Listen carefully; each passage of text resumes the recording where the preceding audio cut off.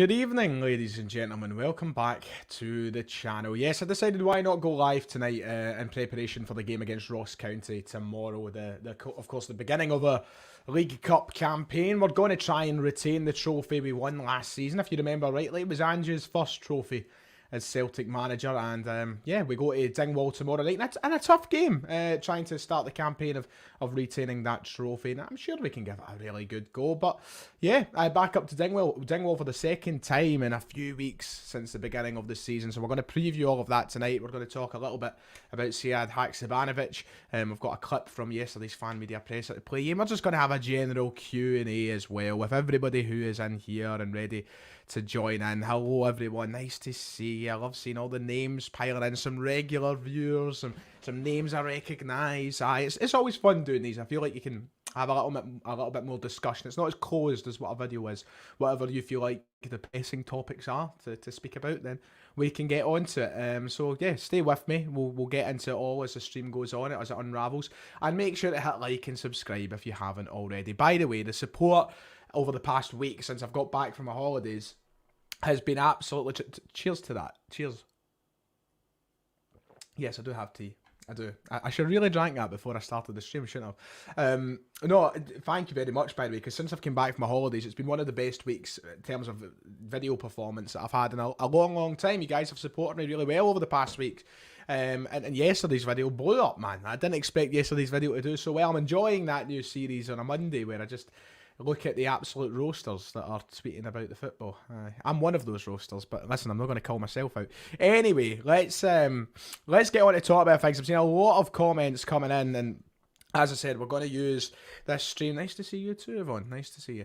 We're going to use this stream to talk about everything that's on your minds and everything that's on my mind as well. But we may as well start with the match preview for Ross County tomorrow night, as we've already kind of opened the stream with it. A big chance for Celtic to rotate the squad a little bit. And I think Ange Postecoglou himself has spoke about rotating the squad and giving players the chances. This feels like the most suitable game to do so. But it's really weird, isn't it? Because it's right before that derby game at the weekend. You know, we've got the derby game against Rangers on Saturday. How much chopping and changing should Celtic do? We obviously, we didn't struggle per se, but we left it late up at Dingwall a few weeks ago, and that was with our strongest side starting the game. Ross County aren't any mugs, so I think Ange will go into it with a relatively strong side in mind, but a side that allows other players to come in and out of the team. I think he's got so many good options, as we know at the moment, that we've got a team that should be beating Ross County anyway.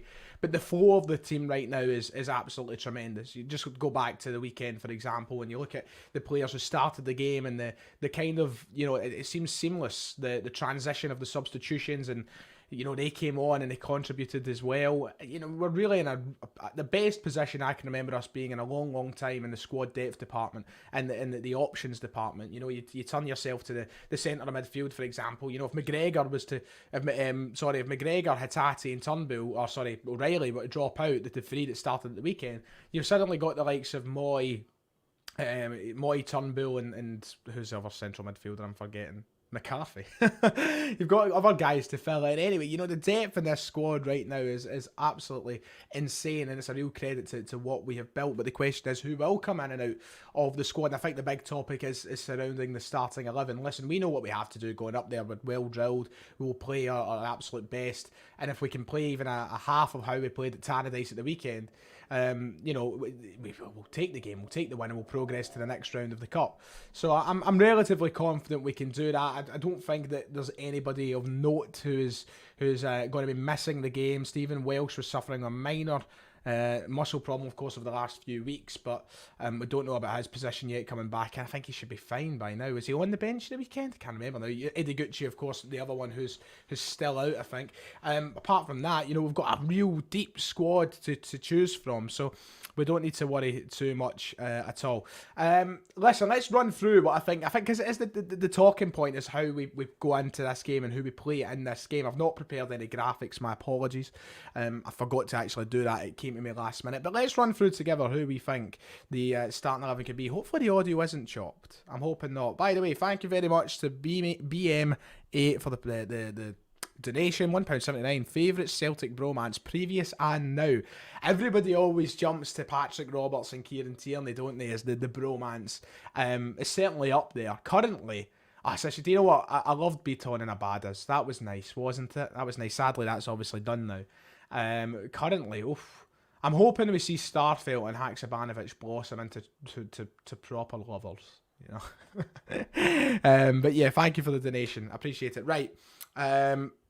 Let's talk about the team. I think tomorrow we'll go from back to front. Benjamin Siegrist, I think we'll start in goals. I think we'll finally see a start for him.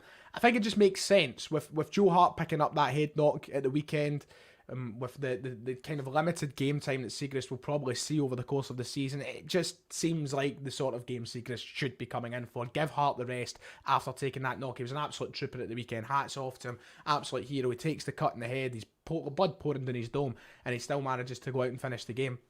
A real credit to Joe Hart, but I think Siegrist could come in. As for the back four, I think everybody's got to say it, aren't they? Tony Ralston to start as well. Now, how much more rotation goes on there? Who do we see come in and out from the weekend? I think it'll be Ralston on the right. Will Bernabei get his first start as a Celtic player tomorrow night? Will he start at the left-back position? I think he could, but I'm going to go with Taylor. I just think that Taylor will start. He's looking really fit. I don't think that playing an extra game midweek will faze him. He's done it throughout his entire career at Celtic and Kilmarnock in Scotland, the demands of it. I think that Taylor will have to be given this chance to just carry on this great form at the moment. Let's not let him skip a beat. I would love Bernabei to get the start right enough. I think he could, but I just think Taylor at the minute will start the game. I don't know why. So I'm going Taylor and Ralston as the fullbacks. I think Moritz Jens, Mercedes Jens, he'll come back in to start in the game tomorrow. Who will he be partnered with? Could be Starfelt, could be Vickers. If Welsh is fit and ready, it could be Welsh. I think it'll be Carter Vickers. I have a feeling it'll be Cameron Carter Vickers and Moritz Jens, who will start tomorrow. They've already formed a bit of a partnership. Obviously, when Starfelt was still injured and Jens had just came in, they've played a bunch of minutes together. So I think that could be the centre-half partnership that starts tomorrow. The midfield three. Who do I think the midfield three will be? I see a lot of people throwing Eddie Gucci's name around, and maybe there's some other options. I'm going to go for McGregor still in that role. I think McGregor's going to play captain. He just plays football, doesn't he? That's just McGregor. Never misses a game. Just plays every single game. And people will critique that and say it's a bad thing, and at times it can be, but I think that you could definitely shove him on and keep him in the game until we're in a comfortable position, and then hook him when you want to kind of protect him for the game at the weekend. But I think McGregor will start alongside him. I think it'll be David Turnbull and Aaron Moy. I have a feeling it'll be those two. And Moy's one of the big talking points after the weekend. I think a lot of people, including myself, were impressed, and I felt bad because I didn't necessarily bring it up in my match review video. I think a lot of people were impressed with Moy's performance at the weekend, and I was certainly one of those people who came onto the off the bench onto the park with 25 minutes to go. And he looked a lot sharper than what he did in his first couple of performances. He looked a lot cleaner in terms of what he was doing, how he was moving with the ball, how he was turning. Because I thought in his first couple of games when he came off the bench, he was looking like he was he was kind of slow. He was turning with a bit of, the X19 busser in him. I thought he looked a lot slicker at the weekend of what he was doing, and I think everybody wants to see him get some more minutes now. We know we've got a quality footballer there in Aaron Moy. We know what he's about. We've seen him in playing the English Premier League. He's got a really good career around him. He's got a great contribution to goals around him. I think him starting tomorrow would be great for him. Get more minutes in the legs, give him the feeling of what it's like to start with this Celtic side at the moment, full on Ange ball flow, because we know how we start these games. We get into these games and we go from it from the off rather than coming on the park. And I know it wasn't right, it wasn't the case on Sunday because we were still just taking the piss out of Dundee United, but I mean every other time he's came on, the game's slowed down a little bit. It's been the end. We know we've been winning. It's not been the same intensity, so give him a taste of that intensity. Let him start the game, see what it's like. So I'm looking forward to seeing Moy potentially start tomorrow night. I'm going to put him in with Turnbull in the middle. Turnbull, I think, is obviously, as we know, he's in and out the team at the moment. Great player. And then the front three. Who will be the front three? I think Abada should start again because taking Saturday into consideration, the derby, we're so unpredictable in what three will play. Because it could be any three. I think we know Kyogo is going to start. We know that for a fact. But I think alongside him, it could be Maida and Jota. It could be Jota and Abada. Could Haksabanovic be involved in any of these next two games to any extent? Who knows as well. But I think for tomorrow, I'm going to go for Abada, Giacomakis and Jota. That's the three I'm going to go for. I think we should probably take Jota off as early in the game as possible, but that's the three I'm going to go with for tomorrow. A lot of people be like, you can't drop Kyogo before the derby game. You can't do that. He's on fire. You can't drop him just now. I absolutely would drop him just now, not for any negative reasons. He's just going to be so important for that game on Saturday, I think. So I would keep it Kyogo on the bench for this one on Wednesday, tomorrow night. And I'd let Giakoumakis finally get a start this season. But I think there's no doubt in anybody's mind that Kyogo will be the one starting at the weekend. That's an absolute given with the way he's playing. I don't think it's up for conversation. I love Giakoumakis. I've been through it before. I personally prefer Giakoumakis just as a personal point of view. But Kyogo's the man on fire just now. He's the best player in the team just now, arguably.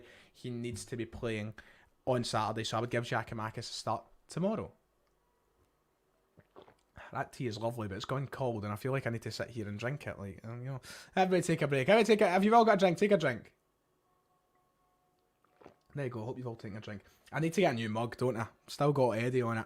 It's a bit outdated. I need to get a new one. The other one's a Kieran Tierney mug as well, so I'm not doing too well and keeping up. Haksabanovic, could he be involved? Could he be in the squad? You'd imagine now he's well underway with training at Celtic. It's good for him because I think he spoke openly. We all knew about the fact that he was training himself a lot during this summer break. He wasn't with a team because of the situation in Russia. He knew he was on the move, so he's been training himself a lot. So it's good that he's now back in.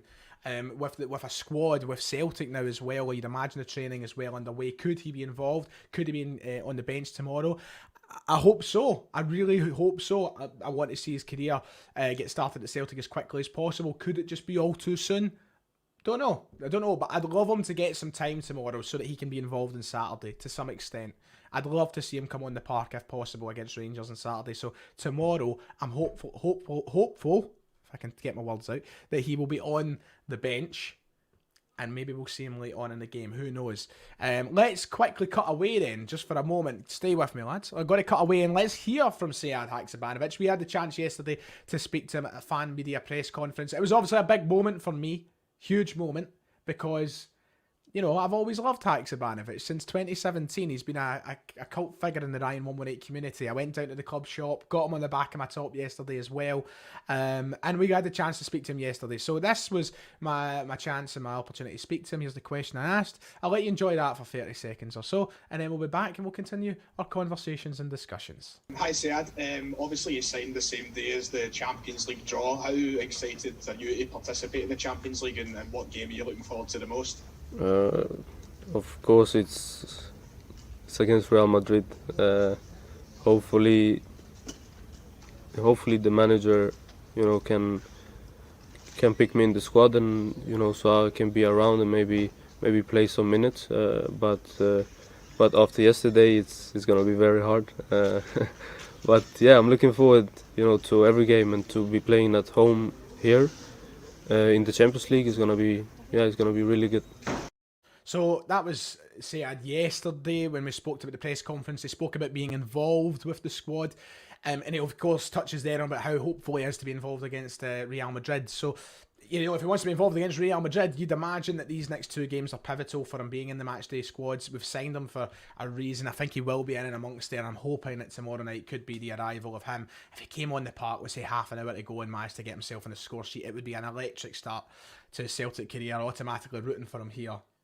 Automatically becomes my favourite outfield player at the club because of the history me and my man have here. So I'm hoping I've not jinxed him. I'm hoping I'm not getting everybody's expectations up. We'll take it as it comes. But yeah, there we go. As Sead Haksabanovic. So tomorrow night, can Celtic win? Can they progress to the next round of the League Cup? Absolutely. I'm going to predict a Celtic 3-0 win. We went up and won 3-1 a few weeks ago. Ross County kept it tight though. They're a good team, and even if 3-0 is quite a good scoreline, I'd be fucking buzzing with that. I know that suggests maybe we've battered them, but I think it'll be a tough game. I think it'll be hard fought. Getting our 3 goals won't be easy. We of course know that Ross County are a side who's set up really well under Malky Mackay. Their form hasn't been great so far in the league, but they've had some really tough games. They just lost to Rangers at the weekend. They of course lost to us. Outside of that, 2 wins and a loss. So they've played 5 games. 2 of them against the top 2, which you'd expect them to lose. They've won 2 and lost 1 outside that. So they've had what I would say a decent start to the season. They were unbeaten in their League Cup group as well. So, this is a team that know what they're doing. It will be tough. And I don't think that rotation should halt us by any means because we've got such a strong side. So I'm going to go for a 3-0 win. Let me know your predictions and such in the live chat as well. But I think anybody got any more points? Anything they would like to add in the comments section surrounding the Ross County game tomorrow night? I think it's a game that, You know, we just want to get out the way now, don't we? Because Saturday's right round the corner. So I think we're all desperate to see this game done and dusted so we can get the battle fever on, sort of thing. It's a Rangers phrase, isn't it? The battle fever. Yeah. But anyway, you know what I mean. If you've got any points, feel free to add it in. I'm going to touch on a couple other things before we get into a proper Q&A with everybody. Over 200 live viewers right now. We're battling with the football as well, aren't we? Because there's Premier League games on. Me too, Jig. Me too. I hope we win. We're battling with Premier League fixtures just now. We're also battling with the League Cup. Rangers currently playing, aren't they? And a few other games in the Scottish League Cup. But yes, right. Very quickly, let's touch on Ange Postecoglou. He made some comments in his press conference yesterday. Surrounding the last few days of the transfer window, something to be quite excited about, just to touch on very quickly. Oh, here we go. Here's a question, by the way. We'll go to this first. Thank you, Daz, for the £1.79. Is County away harder than Hearts away for Celtic? I think both are difficult games, but Tynecastle's outside the derby. You know, Tynecastle's the one I kind of have the most scepticism going into because we've struggled so much there in the past. So I would say Hearts away is probably more difficult, but thank you for the donation anyway. Could Celtic make a full 11 changes and still be relatively comfortable? Probably. We're that good at the minute, and Ange has got to start well drilled. Potentially, yeah. It's just a couple of areas that we need to sign, and that's certainly an easy question to answer. So let's talk about that. Ange Postecoglou yesterday with comments in the media asked about the transfer window, and he said there's a possibility that we'll do something. There's things working on in the background, both in terms of outgoings and incomings. We might well do nothing and might do a couple of things, but there's still stuff going on in the background, and we'll find it all out in the next 48 hours. Of course, last year we spoke about this a wee while ago. Last year, deadline day was a very busy day for Celtic. We made those three big signings, Jota, Cameron Carter-Vickers and Giacomakis. So will we have another exciting transfer deadline day this year? Well, Postecoglou has confirmed there is works in the background. Who could it be? We don't know. Everything's very quiet. He's a silent assassin, Ange Postecoglou. So we'll wait and see what happens. I'm hoping that there is a couple of players who come in the door, and I think with the outgoings we can guess who the names are. I think you automatically turn to the likes of Albion Ayeti and Mikey Johnston. I think those guys could maybe leave the club before the window shuts. But in terms of incomings, hopefully there's a defensive midfielder coming in. I think that's the priority. I'd be happy if we could literally just sign a defensive midfielder before the end of this window. I would go as far as saying this is the best window we've had on paper, and since the 2021 on paper was nice, wasn't it? It didn't work out, but a really good strong window nonetheless. So hopefully these things that are going on in the background are things that will be finalised and we see something happen, but we'll just have to wait and see. Okay, right, I think we've basically covered everything in terms of what I wanted to talk about this evening. The Ross County preview, the Ange Postecoglou transfer update. So I think now all we really need to talk about is your questions and my answers to your questions. So feel free to get them in. We'll talk about everything that you feel like needs to be covered in the last sort of 5-10 minutes of tonight's show. Good evening, Jim. Nice to see you. Let's see. Would rather see Robertson get a chance than signing Barkley. Yeah, listen, this whole Ross Barkley thing, it's nothing. I mean, he's not going to come to Celtic. That's not happening. Celtic are not going to sign Ross Barkley. I don't even think we'll be in to even talk to Ross Barkley, to be quite honest. If he was to go anywhere in this country, I think it'd be the other side of the city. Celtic shouldn't be going for Ross Barkley, and I agree, I'd rather see Robertson get a chance. Ross Barkley's a player that throughout his career, and I've said this before on this channel, I've always liked him. I think he's a player that's got class, and on his day he's a brilliant talent. But you know, Celtic don't need him at the moment. They don't need him at all, and I'd much rather prioritise the likes of Haksabanovic and O'Reilly and other players over Ross Barkley. Quite simply put. So hopefully nowhere near the club. Adam asking, are you getting me a Stein and a currywurst in Leipzig? Christ, you and all. I'll have to get Kieran Auld one. I'll have to get Mark one. I'll have to get Callum Craig one. Adam, you're back of the queue, mate. But if I see you, who knows? Who knows? That's all I'll say. Thoughts on Moffat going to Blackpool? Good question from Lewis, actually. Best of luck to Moffat. He's a player who I really did want to see break into the first team at Celtic at some point. I really had high hopes from. And he was probably one of the kind of more standout names amongst the B team. And just as the years went on and Ange has made his signings, it was just becoming more and more unrealistic that he was going to break into this team, and that's no fault of his own, but he's 21 years of age now. It's probably best for him he moves on too, but I mean, to compete with the likes of the attackers we've got right now, it's solid. And Abad is, what, a year or two younger than him, and the difference in quality is quite big. It just probably wasn't going to happen, and people say maybe he's been given more chances or whatever, but right now, can you give that chance out to Owen Moffat? I don't think so, but I wish him the absolute best. Moffat ain't handsome enough for Celtic. Some have said that. I liked his hair, to be fair. I wish him the best of luck at Blackpool, and hopefully it all goes well for him down there and he can forge on a career. He's still really young, of course, 21 years of age, and hopefully he can realise the potential that I thought he might have had in him. Not that he doesn't have it in him, of course he does, but yeah, wish him all the best, absolutely. Let's see, what else are we being asked? Surely drop the likes of Kyogo, Jota, etc. Just can't be a risk before Rangers and Madrid. Yeah, the thing is with Jota, we could play Maida instead of Jota. Yeah, I suppose so. And maybe that's a better option. Kyogo, I definitely feel will be dropped tomorrow night. I just think that will happen. Despite how good his form is at the minute, I think that it's just sensible to drop, and I think Ange will know that as well. And Giakoumakis deserves a start, so I think he will be dropped. But Jota, I'm not sure. I think I can see him playing the first half. I really can. But I agree with you, Kieran. Probably is smart to minimise their minutes with these two big games coming up. We obviously don't want to see any injuries before these massive games. So, yeah, we'll see what happens. What else has been said? What's the least I would take for Matt O'Reilly? Of course, a lot of chat surrounding Matt O'Reilly over the past few days, being linked with big clubs. Liverpool, Manchester United, two of the biggest clubs in world football being linked with Matt O'Reilly. Unbelievable. Listen, I'm not going to, there'll be obviously Rangers fans who'll click onto this stream or the video when it's up, and they'll laugh at my evaluation of players, and I'm not saying that this is what Matt O'Reilly is worth. But Manchester United have just spent £85 million on Anthony from Ajax. And do you know why they've spent £85 million on Anthony from Ajax? Because it's not a representation of how much Anthony is worth. It's a representation of how much Anthony is worth to Ajax. That's why it's £85 million. Ajax didn't want to lose him, and they made sure they sponged every single last penny out of Manchester United. So they didn't take him, but they did. Celtic need to start treating their talent like that. We need to start selling players for how much they're worth to us. Matt O'Reilly, with the way he could go on come the January window, you're talking about a £25-30 million player because he's worth that much to Celtic. I'm not saying he's worth that much in the grand scheme of things. What I'm saying is Celtic should be looking for that in the terms of the current market and how much he's worth to this club. And it's the same if I look, Jota, at this moment in time, how much money are you asking for Jota?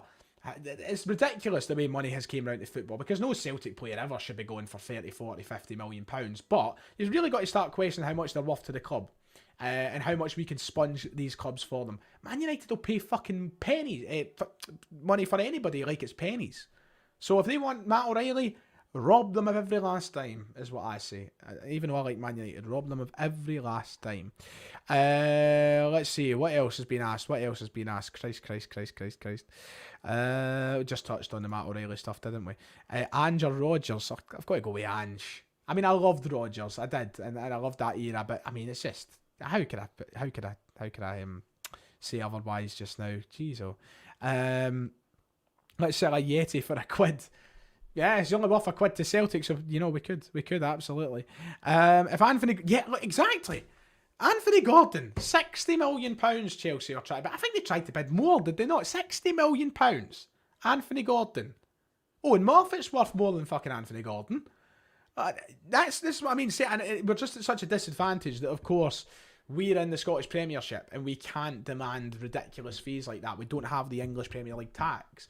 But you've got to look at fees like that and think to yourself, well, Celtic should be looking for more money in their players. Let's stop selling players for 10, 15 million quid.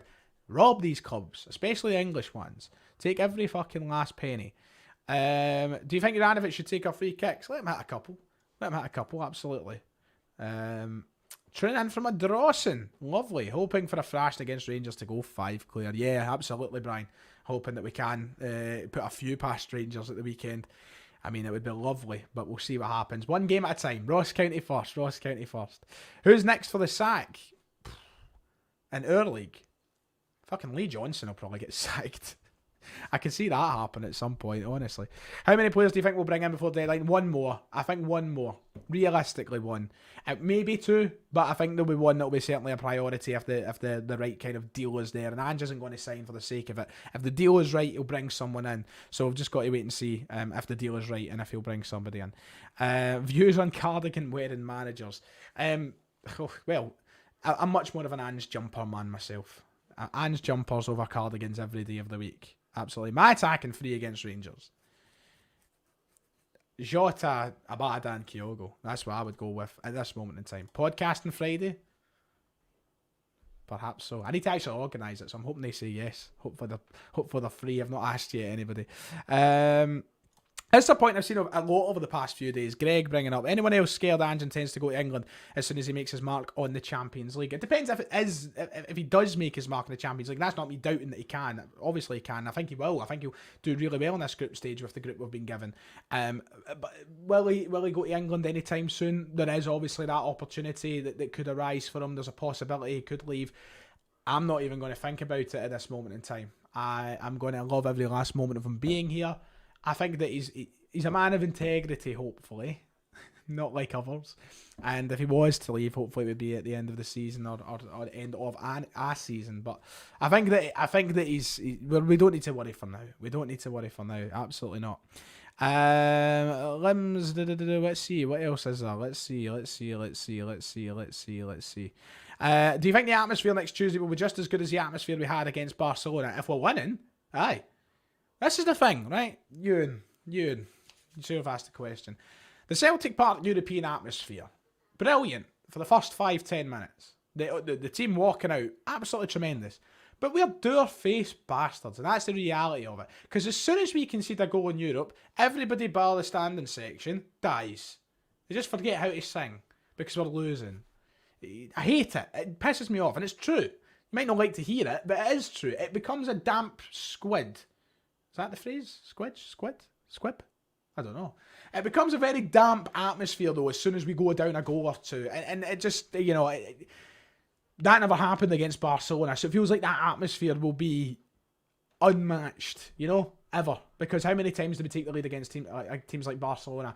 Hopefully it can be as good. And I want us to get right behind the team from the start to the finish. But everybody just sits in their arse and becomes door-faced bastards as soon as we're losing. That's the reality of it. So we'll wait and see what how the game goes. If we can keep ourselves in it for long enough, I imagine it'll be a tremendous atmosphere from start to finish. Matthew